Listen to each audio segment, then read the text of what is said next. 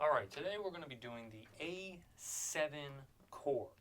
Now if you know A, and there's also, by the way, I want to tell you, there's a couple ways to play the A7, and we're going to start with this right here. But now if you know how to play A, just put the A open chord. Okay, now all you're going to do is lift your middle finger.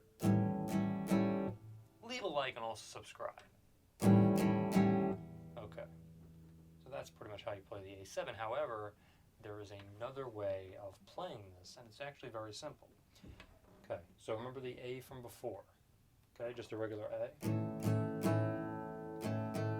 Now, what you're going to do is just put your middle finger down right there on the bottom E.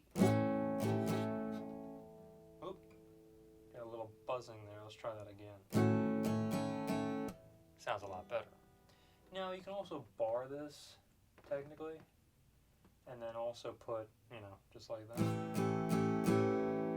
That might be better, depending on who you are. If you hate barring, then I would try the first way, but obviously second fret there, and then just do one of these right there. There you go. So all of these, so 1, 2, 3, and then you technically don't bar the last string there, but you're going to put your other finger there anyway, so it doesn't really matter.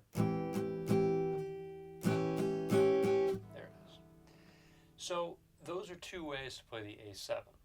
And again, in my personal opinion, this is the easiest way right here without the middle finger.